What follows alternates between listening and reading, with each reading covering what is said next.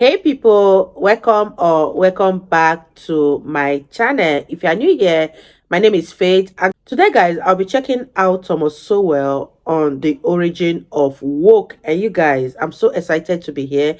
If you're here to subscribe to this channel, please consider subscribing, give this video a massive thumbs up, comment, share, and all that good stuff. And without much ado, let's dive right into this video.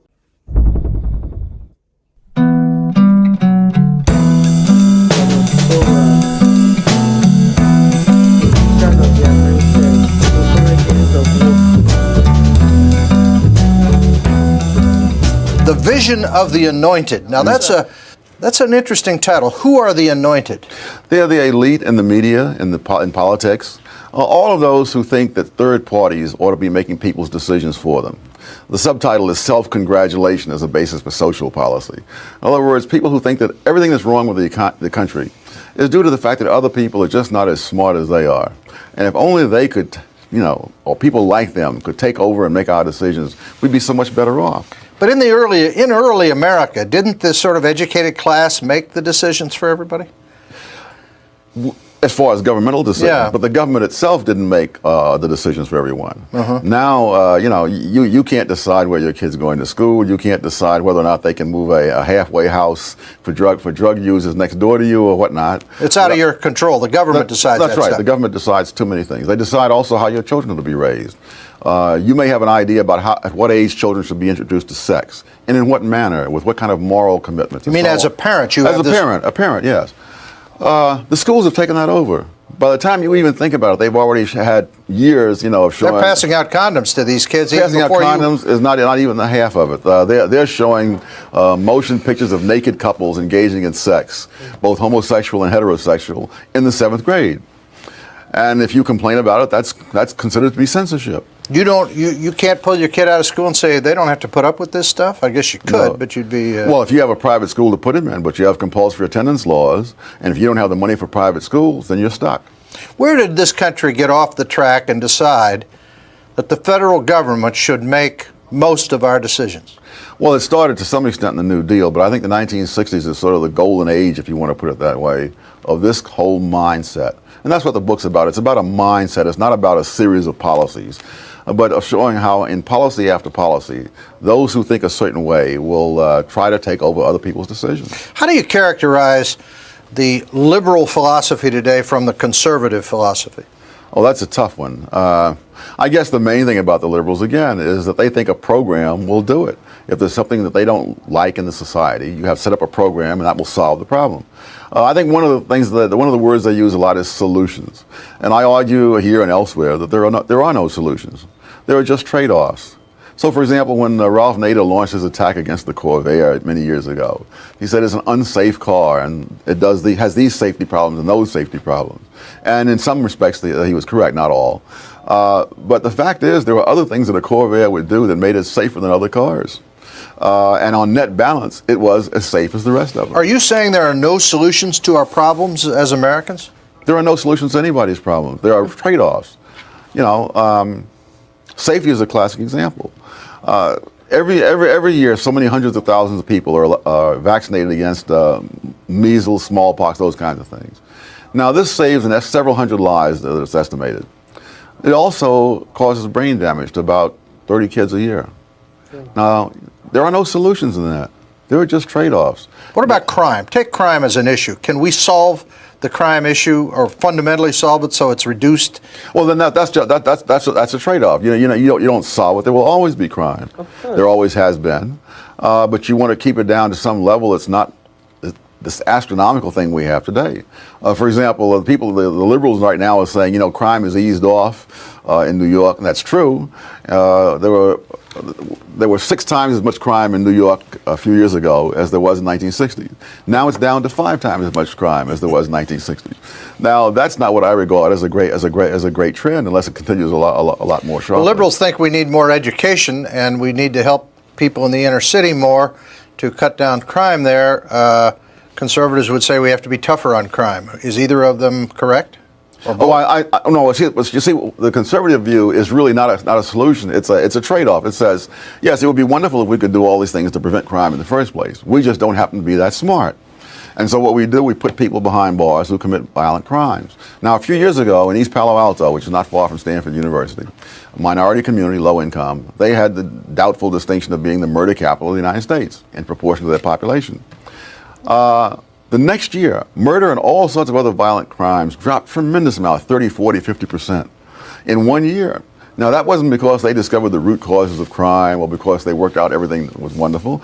They launched a campaign that put a lot of the bad guys behind bars. And when they were behind bars, they didn't commit as many crimes. Makes sense to me. And the thing that it's marvelous, even in a high crime area, the great majority of the people are not criminals.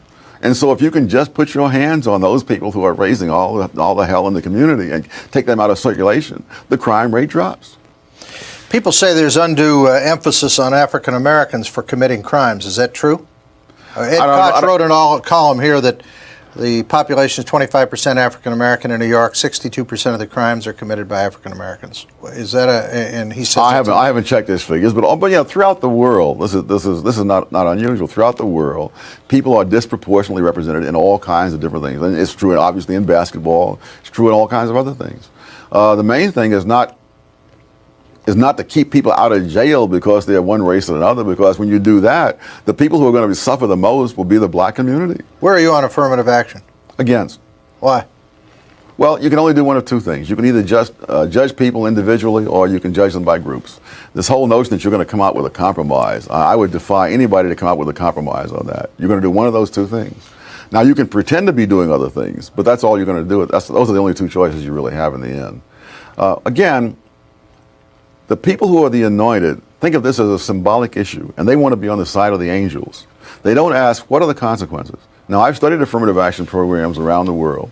One of the consequences is that those people who are more fortunate in the group that has the preferences, those people take the lion's share of the preferences. Very often, those at the other end of the scale, the poorer people, actually fall further behind. That's true of blacks here. It's true of Malays in Malaysia. It's true of various groups in India. And there are reasons for that. You can say you must have certain proportion. Nothing is easier than for an employer who might otherwise locate, let's say, in the Bronx, to locate out in Provo, Utah, where he will be not near any black people, and therefore he will never have lawsuits, and the jobs will be in Provo, and people will wonder, why don't people, here have more jobs? It never seems to occur to liberals that other people are not blocks of wood, that when you set up certain incentives, they will react to them in certain ways. And when they do that, the result may be the opposite of what you set out to do. How do the anointed refer to people they don't agree with? All sorts of ways, but I think the main thing is they believe that you're not merely in error, but in sin. In other words, they can't believe that you're just mistaken. You must have sold out. You must be something warped about you. You guys are for the rich. You guys only care about the rich guys. Answer that. How do you respond? Liberal says conservatives only care about rich people. Well, one of the things I go into in the book is that the whole notion of rich is ridiculous. That most Americans don't stay in the same income bracket, even for 1 decade. So the same guy who is, quote, rich now was 20 years ago probably in the bottom 20%. I mean, I was on a cruise recently, a luxury cruise, and the guy said, if someone had told me when I was growing up that I would end up on a cruise like this, I would have said, get real, man. That very few people are in that same income bracket the whole time. Right. The genuinely rich and the genuinely poor, I would estimate to be no more than 3% of the American people. Really? Put together. Really? Yes. Genuinely poor. Now, I'm seeing numbers like when they were talking about health care, they said, 30 million people couldn't afford it or something? That's several million of those were making more than $50,000 a year. So it's not, see, this is one of the things the Anointed do. They never believe that people make choices. There are people who have the money. They prefer to put that money into a BMW rather than into a lot of young people didn't want health care. They were betting on their health. Absolutely. And then this allows them to buy more stuff they want to buy. So it's not a question that they couldn't afford it. It's a question they don't choose to spend the money. What about mean-spirited? Conservatives are mean-spirited. They're bigots. They don't like people. Well, one of the things I tell people say, you're a very tough person. I'm not tough. Life is tough. I'm merely trying to acquaint you with those facts. Back in the 60s, Lyndon Johnson announced a war on poverty. Am I wrong? But there are more poor people. I mean, in other words, today than there were then. Yes. Yeah, there are more poor people. Yes. I mean, this was a hell of a war. We lost it apparently because for the last 30 years we've been dumping money into these poverty programs. Oh, absolutely. Where's the money go? Oh, it supports a whole industry of people who run those programs, who talk about those programs, research those programs, bureaucrats, and so on. Doesn't help poor people. No. The tragedy, you see, is that the anointed really want to make symbolic statements. And running these programs makes those symbolic statements. They don't really care if in the wake of affirmative action, for example, companies start locating away from minority communities so they don't get involved in legal action. They don't care about that. They've made their statement on the side of the angels, and that's what's important. Have you ever debated Jesse Jackson? No, I haven't. Is that because, would you like to, or would he not want to do that? I have no idea. You'd be willing to, I assume. Oh, maybe. I don't know. You think that's too much showbiz? It is. You know, there are people who go out and do this, and I'm doing less and less of it. And I tell them the story of an African boxing champion who fought an Irishman in St. Patrick's Day in Dublin. And he lost his title on what the sports writers called a questionable decision. Yes. And so you have to know what forum you're talking about. Right. I saw Shelby Steele on with him, and I said, you know, if Jesse Jackson and Shelby Steele each had to present a 2-hour lecture to an audience with an average IQ of 120, Shelby would wipe him out. But if they had 5 seconds each on Donahue, it would be Jesse Jackson all the way. Right. So everything depends upon the forum.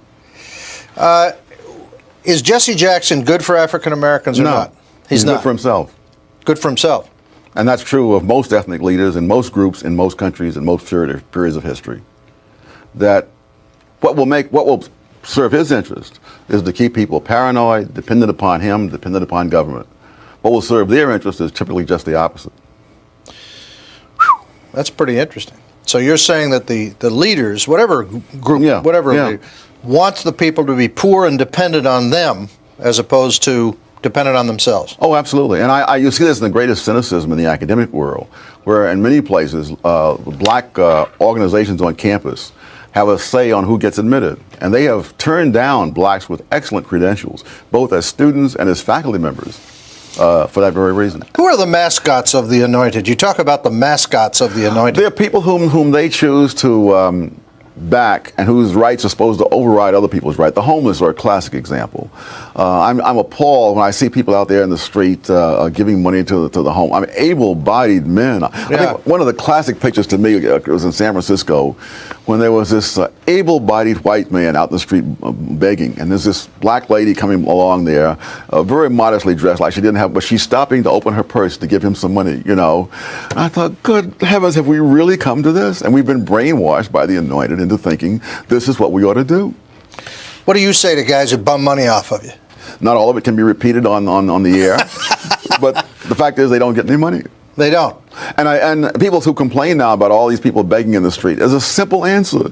Don't give them money, and they won't be in the street. Of course.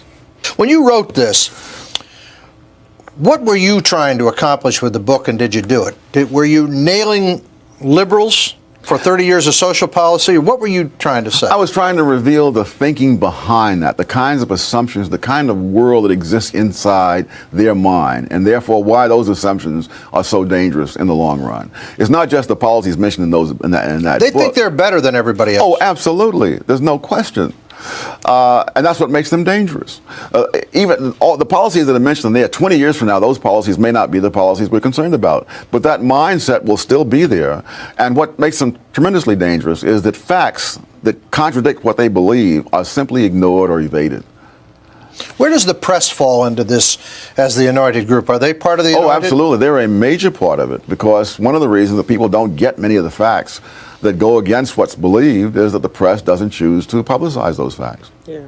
Give me an example of something the press might not cover or cover well. Oh, a few years ago, there was a story about prenatal care among blacks, that black women get less prenatal care than white women. Infant mortality rate is higher among blacks. They immediately assume that one causes the other. Now, one of the things I like to do is go back to the original source and find out what it said. I went back. On the very same page where it said that, the figures showed Mexican Americans get even less prenatal care than blacks, and they have a lower infant mortality rate than whites. So prenatal care and infant mortality rate have nothing to do with each other. If you break it down further, black women who have only a high school education, but who are married, their children have lower infant mortality rates than white women who have a college education, who are unwed mothers. So it's not race, it's not income, it's not education, it's lifestyle. When you live a certain way, there are consequences to that. The media doesn't want to accept that. Because if you say people's lifestyles have a lot to do with the outcome, then there's no room for the anointed.